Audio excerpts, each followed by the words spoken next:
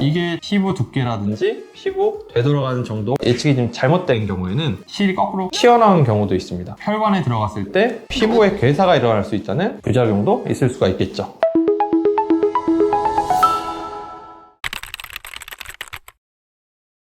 안녕하세요. 성형외과 전문의 이중 원장입니다. 최근 들어서 코 상담을 받으러 오신 분들 중에 예전에 하이코, 미스코 등과 같은 필러와 실을 이용한 시술을 받았던 분들이 부쩍 많아졌는데요. 이런 시술들은 코 성형 수술에 비해서 비용도 적고 회복 기간도 적기 때문에 부담이 없어서 많이들 하시는 것 같습니다. 하지만 이런 시술을 받았던 분들 중에 효과가 미비하다, 효과가 더 적다 이렇게 느끼시는 분들이 코 성형 수술 상담을 받으러 오신 분들이 또 많아졌는데요. 그러면 이런 시술이 코 성형 수술과 어떤 점이 다르고 코 성형 수술에 비해서 어떤 장단점이 있고 어떤 특징을 갖고 있는지에 대해서 오늘 설명드리는 시간을 갖도록 하겠습니다.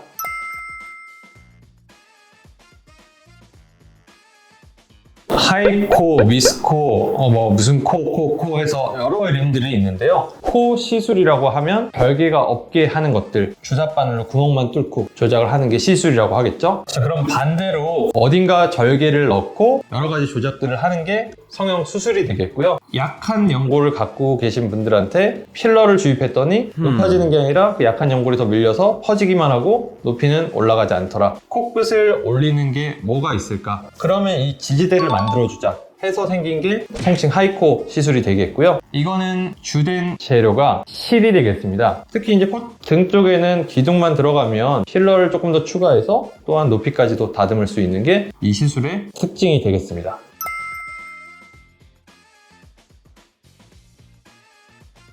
단점은 여러 가지가 있는데요. 첫 번째는 일단 큰 변화를 만들기는 어렵다. 왜냐하면 말 그대로 실이기 때문에 이런 버티는 힘에는 한계가 있습니다. 많이 높이고 싶은 분이라면 당연히 지탱력이 좀 올라가야 될 텐데 올리는 데는 한계가 있을 거고 이런 지지력이 조금 더 부족하다. 따라서 전후 차이가 성형 수술에 비해서는 드라마틱한 효과는 보기 힘들다. 두 번째는 유지 기간이 될 텐데요. 처음에는 결과가 어느 정도 만들어지겠지만 짧으면 1년, 길면 1년 반에서 2년 사이면 다 없어지죠. 이런 유지 기간에서 성형 수술에 비해서 짧다는 게 단점이 되겠습니다. 세 번째는 정교한 코의 라인을 만들기는 어렵다는 게 단점입니다. 코의 라인이라는 게 여러 가지 라인이 있을 텐데 이런 걸 이제 세밀하게 조절하는데 한계가 있다는 게 단점이 되겠습니다. 네 번째는 시술받는 환자분의 조건에 따라서 한계점이 있을 수 있다는 단점이 있고요. 매부리가 튀어나와 있다든지 콧대에 비해서 코끝이 많이 처져 있다든지 조건에 따라서 한계를 가질 수 있다는 게 단점이 되겠습니다. 다섯 번째는 절개가 없는 건 좋은데 실제로는 없는 게 아니고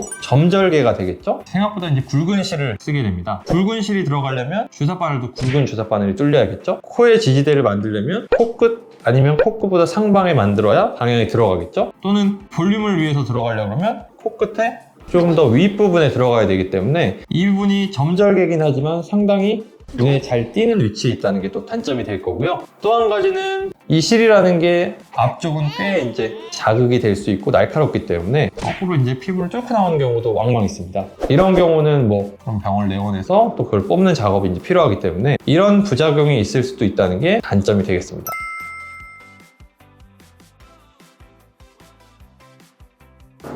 시술이어서 부작용이 확률이나 정도가 좀 작긴 하지만 전혀 없는 건 아닙니다. 첫 번째는 흉터를 최소화하긴 했지만 점절개 흉터가 생각보다 눈에 띌 수 있다는 게 부작용이 될 수가 있겠고요. 두 번째는 실을 이용하기 때문에 이게 피부 두께라든지 피부 되돌아가는 정도 예측이 좀 잘못된 경우에는 실이 거꾸로 튀어나온 경우도 있습니다. 필러도 사용하기 때문에 필러의 이제 부작용들, 특히 이제 제일 무서운 부작용은 혈관에 들어갔을 때 피부에 괴사가 일어날 수 있다는 부작용도 있을 수가 있겠죠.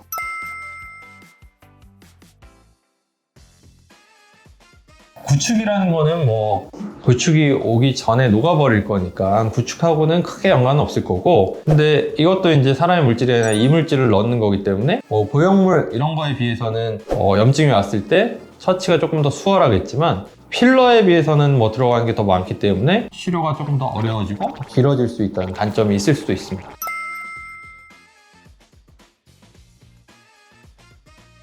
코 성형을 추천하고 뭐 시술을 추천하는 건 사실 너무 폭넓기 때문에 분류하기는 조금 힘들 것 같고요. 정말 단순하게만 비교를 하면 뭐 난 변화가 좀 적어도 좋으니까 그냥 붓기라든지 뭐 비용이라든지 투자하는 시간 이런 것들이 좀 줄었으면 좋겠다. 이런 분이 시술에 적합한 케이스라고 생각을 하시면 좋을 것 같습니다. 코 성형을 추천하는 케이스는 본인이 가지고 있는 모양에서 드라마틱한 효과를 보고 싶다. 영구적으로 그게 유지가 됐으면 좋겠다. 이렇게 생각하는 분이라면 코 성형 수술을 추천하는 케이스라고 생각하시면 좋을 것 같습니다. 이게 이제 볼륨을 좀 차지하고 있기 때문에 무한정할 수는 없다고 볼 수가 있겠고요. 그 얘기는 정확하게 얘기하면 틀린 질문이